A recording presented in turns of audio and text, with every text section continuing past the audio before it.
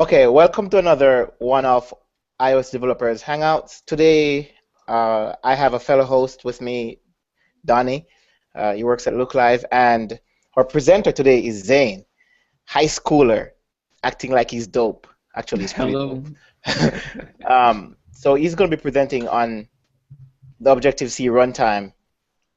So go ahead, Zane. All right, thank you. So as an iOS developer, mainly working with Objective-C, anytime I want to go out, find some tutorials, read some books, it all seems to be an echo chamber that I work with.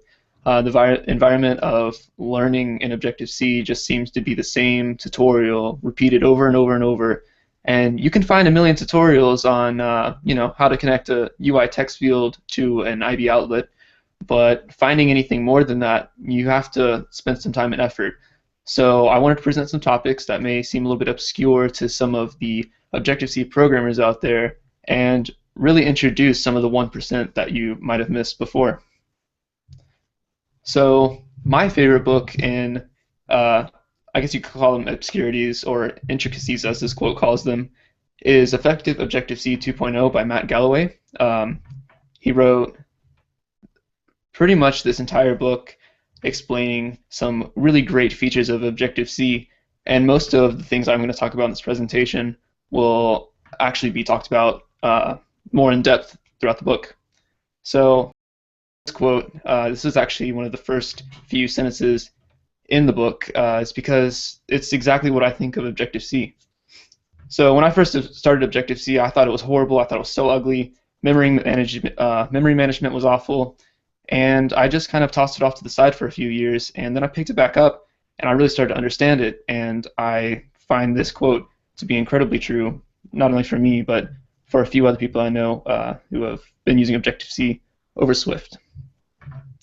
So private frameworks, if you're in the jailbreak community, you probably already know what these are because they're probably the only reason why you may have jailbroken. So you can actually use these private frameworks and get some more uses out of your iPhone. So the jailbreak community is probably the biggest resource you'll find for these private frameworks because they're the ones who use them the most because they can be used outside of the sandbox, so you don't have to have your own app to use these frameworks. But anyways, here's pretty much the documentation. This is pretty much all the documentation we really have for these frameworks because they are private and Apple won't release documentation for them. So on the right, you'll see this giant image. It's kind of hard to see, but they have private frameworks, not all of them, just A through C, and it'll tell you which versions they're available in, if they're public or private, and that's pretty much it. Nicholas Siriet actually has a GitHub page listing all of the iOS runtime headers where you can look at them and use these headers at your own will. And the iPhone wiki also has a bunch of information on private frameworks. You also have some of these private frameworks on your computer if you have Xcode installed, and it's under this path, as you can see right here. And yeah, you can pretty much just look at the names of the frameworks, but if you want to go into more depth and get the headers of them, you'll have to use other tools as well.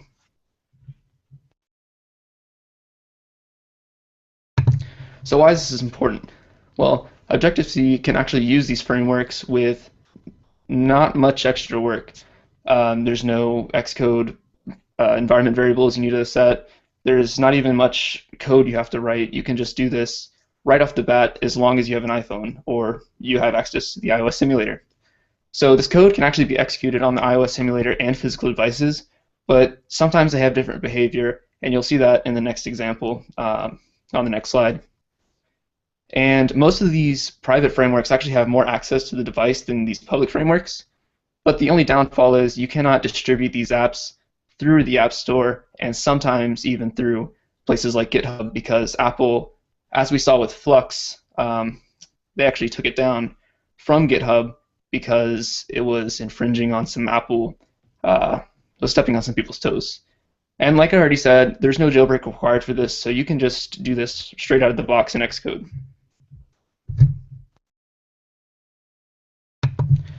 So Nicholas Siriat, he actually provided a demo in his README, and it's on his GitHub, and this is the code that he shared. And essentially, he's grabbing the path of these private frameworks. He's using FT services for this one, and he's loading it into an NS bundle, and then he's loading the bundle manually just to make sure that it's actually being loaded into memory at the time that he's using it. And then he creates the class FT device support, which is inside the FT services framework. So this is a class that you can't access without this code. And as you can see, there's NS class from string, which is an Objective-C class lookup, which uses some really cool dynamic magic, black magic, I guess you could call it, to find the class and use it inside this code with no extra work. And then he uses an ID, which could also be replaced with FT device support if he wanted to. And he got the value for key, which is the shared instance class method. And once he uses this, he has an already initialized FT device support object that isn't reinitialized until the iPhone is rebooted, or FT device support needs to be reinitialized manually. And then he NS logs the device color. And this is where I said the difference between a simulator and an actual phone come into play. The output on my iPhone, which is space gray, is actually, as you can see, 3B, 3B, 3C, and I put a little swat, whatever you call it, swatch next to it, so you can see that it is actually space gray.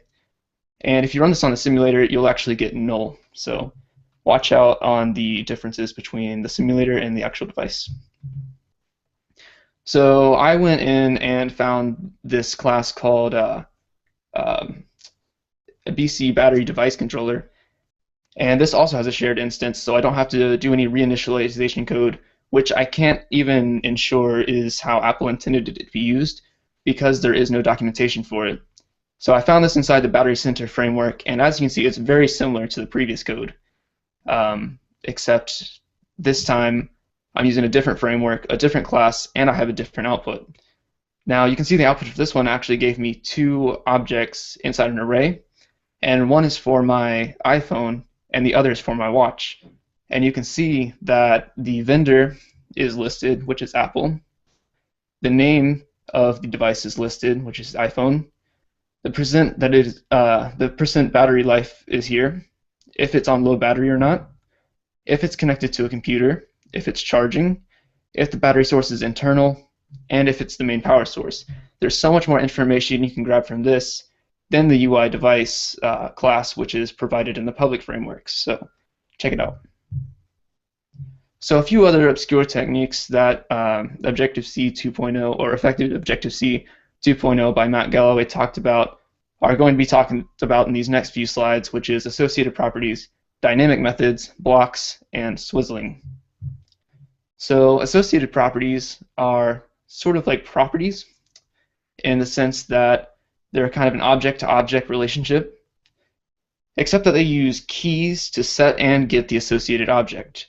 So like I said, you can use these as if they were properties, but it's not really recommended, as these shouldn't be used in place of properties. And they should only be used whenever you cannot subclass this class, or there's not really a need to subclass this class, and you're just using it for one property. So in this example, I actually use some Scientology terms like Xenu, T-Giac, and Thetan, however you pronounce those. And I put them inside an array, and I want to attach this array to a regular NS object, but I don't want to subclass this NS object for a multitude of reasons. And if I import the Objective-C runtime header, I can actually use Objective-C set associated object, and then I can tell this function what object I want the array to be bound to, and then I have to give it a key. In this case, I use Scientology key, which is usually going to be a constant or maybe even a macro. And then you're going to give the array you want to attach to the NS object, as well as the Objective-C association type, which is similar to the tokens you will use in properties. In this case, I use retain and non-atomic. but there's quite a few you can look at and read the documentation for on Apple's website. So then later on in your code, you can retrieve this associated object by using the Objective-C getAssociatedObject function and then getting it from the object as well as through a key. So as you can see, the output is in the middle there, and I have Xenu. Once again, I have no idea how to pronounce these, but they're still retrievable. And then down here I have sort of a diagram on how they're related to each other. They're related to each other through a key, and I just wanted to visualize it in some sort of way. So blocks are also a really interesting thing in Objective-C, but they're actually not new to Objective-C. These come out of the box in regular C, and they can be used throughout many C extensions. So it's not Objective-C specific.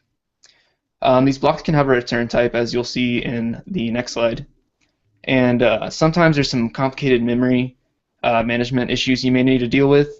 It's not something you want to not pay attention to because it can cause some serious leakage and even crashes, so make sure you pay attention to those. Common place you'll see these is completion handlers, which you can see in a lot of Apple's public frameworks, like networking especially. You'll see that it'll ask you what you want to do with the data when it's returned, and those are usually called completion handlers, and they'll have parameters or arguments where you can use the data that was returned to you. And the syntax for these blocks is actually quite complicated, so there's this website at the bottom. Quite a bit of profanity in the URL, but it is very helpful if you want to learn more about the syntax of blocks. So here's the example that comes straight from Apple's documentation. In this example, I'm actually going to omit block just for a second here and continue. So if we define an integer, and set the value to 42, and then we define this block, which is void and takes no parameters, and nslog this, and then set the integer to 84, and then run this block, the expected value is 84. But because we defined our block before we reset our variable to 84, the variable doesn't change because it's actually a constant in this block, which is kind of hard to explain, but that's where this block keyword comes into play. All right, there we go. If I use block, then inside of this block, 42 is no longer a constant, and instead it is a reference to an integer int. And then I can change it and then run test block. So this will nslog 84 rather than 42 because we used the block keyword. So like I said, this is really complicated if you are pretty new to Objective-C, but learning so will allow you to do some really cool tricks and reuse the same code elsewhere if you don't want to use methods. So dynamic methods is especially specific to Objective-C. I'm really not even sure if Swift can do this, or a majority of this for that matter, but if you do find a way to do it, feel free to tell me and I can add it to the presentation on SlideShare. So methods can be created at runtime. You don't have to define them at compile time, which is pretty cool. I'll show you on this next slide how you can do that. Method implementations can be changed at runtime as well. So if you define a method and you decide later on in your code that you want to change it, you can change this while the program is running. There's no need to go back and rewrite the code. And methods can also be swapped, or implementations rather can be swapped, which is called method swizzling, which we'll get into in the next few slides. So here's two documentations for class add method and method set implementation. And class add method, as you can see, returns a bool, and that's whether or not it was successful. And this will add a new method to a class, so it's a class method. And all it needs is the class you're adding the method to, the selector name, the implementation, and the type, which is sort of an arbitrary value, which you can read more about in the type encoding documentation right here. And kind of hard to explain in such a short amount of time, but if you are interested in adding methods dynamically, you should look at this documentation so you know how to use this. And method set implementation will do sort of the same thing, except instead of adding a method, it'll set the implementation of a method. And all you need to require here, or all you need to provide here, is method and implementation. So method swizzling, this is essentially swapping the implementation of two methods, and this can do some pretty cool stuff and is specifically used whenever you don't have access to the implementations or the .m files in Xcode. So if you want to change how a class actually operates, you can do so by using method swizzling. These should only be done in a dispatch once, because if you do this more than once, some pretty weird things can start to happen, and that's because method swizzling is really unsafe and really should be a last resort sort of thing. So I didn't actually have time, or not time, space in this presentation to write out all the code for it, so I'm just going to demo it in Safari, if that's okay. So NSHipster has a great article by Matt Thompson going into detail on method swizzling. It's actually a quite lengthy article. And his sample code is exactly what you should be doing whenever you're method swizzling. You should be creating a category. This one is called tracking. And you should always do it inside of the load method in Objective-C.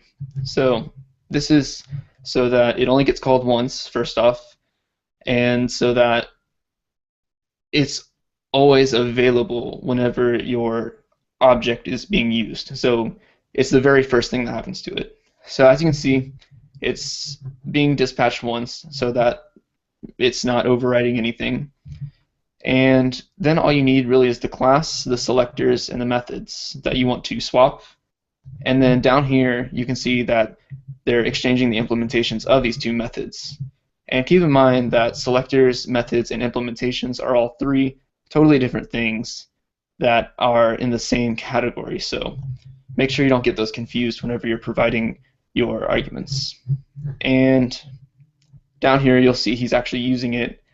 And he goes into detail about how this is actually not a recursive method, even though it looks like one, because this is being swapped. So this is a really complicated thing to get into, and it really should be a last resort sort of thing. So use it at your own will. And last but not least, I'd like to just give a plug to GameForger.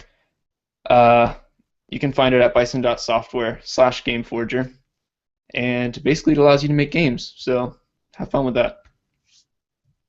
Thank you. Well, thanks a lot, Zane. Donnie, are you there? Yes, I am. Okay, do you have any questions for Zane? Well, first of all, it was a very interesting talk. I'm not too much into Objective-C myself, so it's hard for me to really say that I learned a lot, because a lot of it is stuff that I don't encounter on a daily basis. But I was wondering about that swizzling that you talked about. That sounds very interesting, but also very dangerous. Like, Oh yeah. you would sort of override view will appear or something, or actually swizzle it out. Did I understand correctly that you sort of just take out the original view will appear and replace it with your own? Pretty much. Let me try re-explaining it. So basically, you're just going to grab your methods from a class you don't have access to, and a method from a class you do have access to. And you can write the code for the one you do have access to, but obviously you can't change the one you don't have access to. So instead what you do is you take both of those methods and try to swap them without causing too much damage to the one you're not supposed to be changing, because there are some there is some code where it's very dangerous to do this. I can't really give any examples, but if you're changing anything in like a view controller and uh, for instance you need something to run at view did load or view will lay out subviews, and you just totally override that and disregard any code that is already in there, then the code that is going to be run at view will lay out subviews will never run because you overrid it. So you have to just be really careful and make sure you sort of know what you're doing, but you can't make sure you know what you're doing um, because you can't see the code. So it's quite difficult. So in this example, so let's say you do something with layout subviews or something, and you did that before Apple implemented auto layout. Then, if you wanted to start using auto layout, you could have broken that. Is that sort of what Swizzling's dangerous parts would be? That, Like, that's definitely one of the scenarios. Yes. all right. Whenever Apple updates their private frameworks and you don't know it changed, sometimes maybe your method swizzling doesn't even have any effect anymore because they've deprecated the private function or private method, and you have no way of knowing that because you can't see it. Well, yeah. So internally they don't even call it anymore, and so therefore your replaced version of it does not get called either. Yep. All right. And that's one of the greatest problems. Interesting. Yeah. Just outdated not a- software. Yeah, I'm not a big Objective-C fan either. So I was here listening, trying to learn as much as possible from your talk. But I'd like to know how has using these methods impacted your dev time or your productivity or what you're able to do? That's actually a really good question. So private frameworks have wasted a ton of my time because they're really interesting. I've just spent hours and hours and hours on the headers GitHub repo and just looked for stuff to play with and see if it works or not. And a lot of that time actually just gets wasted because I have no way of knowing how to actually use the code because Apple doesn't have any of that documentation for me to look at. So I either have what people have already tried and my own experimentation to play with. Associated properties, I actually don't use as much as I should just because I like using properties and subclassing better. It's just cleaner to me. Blocks, I've used a ton. I actually had a GitHub project. I worked on an API for a website, and I used blocks very, very, very frequently in place of delegates and protocols because they were just easier to use. Dynamic methods I don't play with just because I don't want apps crashing in production from version to version. And method swizzling I don't even touch. I just read about it. That's cool though. Seems like you really like to tinker, and I'm pretty sure that's one of the best ways to learn. Yep, I'm definitely a tinker. It's fun. Right. Anything else, Donnie? I had one last thing. I wanted to ask about it, but I just noticed it again. When you have that private framework code, instead of just like calling the shared instance or calling the device color, for example, you do value for key, and then you give the thing as a string. Like, yeah, for example, over here you do value for key connected devices. Mm-hmm. Usually that would be like a property or method, right?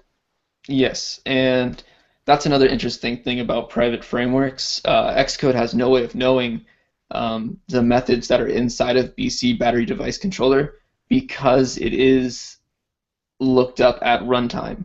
So Xcode can't do auto completions for you.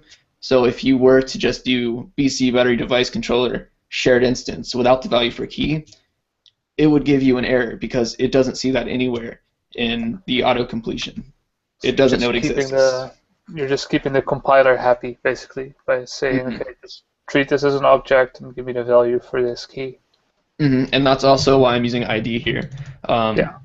Is just because there's so much uncertainty, as if BC battery device controller will even return BC battery device controller. We can only hope. Okay. Cool stuff. interesting how you can kind of break Objective-C apart in ways that seem, to me at least, impossible in Swift. Uh, Possibly because Swift is so much more like tied to being safe, and this obviously, like you say, is not safe at all. Yeah, most of this is never used in production. But like, will this, if I would do this in production, would Apple reject my app for this battery demo, for example, or? Apple would definitely reject this. They don't allow any private framework uses.